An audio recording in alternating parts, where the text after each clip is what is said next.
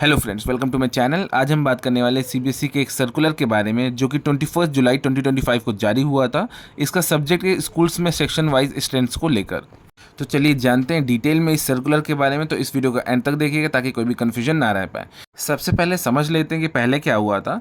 तो पहले सीबीएसई ने एक सर्कुलर 2 अगस्त 2023 को जारी किया था।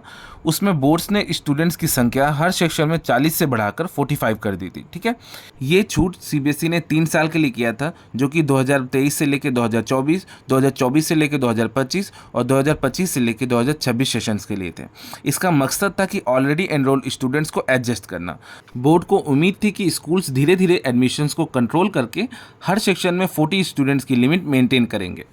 अब बात कर लेते हैं नई छूट क्यों दी गई थी। तो as per the circulars schools को 40 स्टूडेंट्स की लिमिट में काफ़ी दिक्कत आ रही थी, इसलिए उन्होंने सीबीएसई को कई रिप्रेजेंटेशंस भेजे। कुछ खास सिचुएशंस में उन्हें एडमिशन देने में मुश्किल हो रही थी। अब बात कर लेते हैं ये एक्सेप्शनल सर्कमस्टेंसेस क्या हैं। तो सर्कुलर में कुछ स्पेसिफिक रीजंस बताए गए हैं जहां स्कूल 40 से ज़्यादा स्टूडेंट्स एडमिट कर सकते हैं, जैसे कि पेरेंट्स का ट्रांसफ़र। मींस अगर पेरेंट्स का ट्रांसफ़र होता है, खास करके defence services, central government, PSUs या प्राइवेट सेक्टर्स में।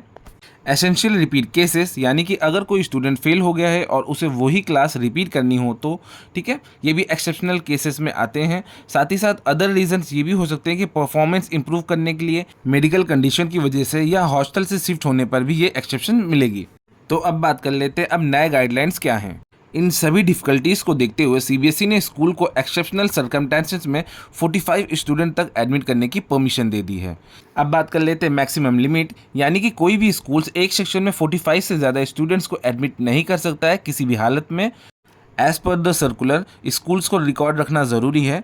स्कूल को इन एडमिशन्स के रीज़न का रिकॉर्ड रखना होगा। क्लास 9 से लेकर क्लास 12 के लिए इनकी जानकारी ऑनलाइन पोर्टल और एडमिशन विड्रॉल रजिस्टर दोनों जगह रिकॉर्ड रखनी होगी। क्लासेस 1 to 8 के लिए रीज़न सिर्फ एडमिशन विड्रॉल रजिस्टर में रिकॉर्ड करना होगा। सभी क्लासेस के लिए रीजन्स ओएसिस पोर्टल में भी रिकॉर्ड करने होंगे। अब बात कर लेते हैं क्लासरूम साइज़, यानी कि क्लासरूम का साइज़ कम से कम 500 स्क्वायर फीट होना चाहिए और हर स्टूडेंट्स के लिए 1 square metre built up floor area होना चाहिए।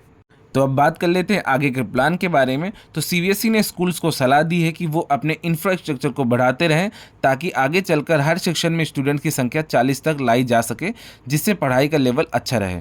तो इस सर्कुलर में सिर्फ इतना ही था। अगर आपको वीडियो इन्फॉर्मेटिव लगी हो तो please like and subscribe to my channel. मिलते हैं नेक्स्ट वीडियो में। Thanks for watching.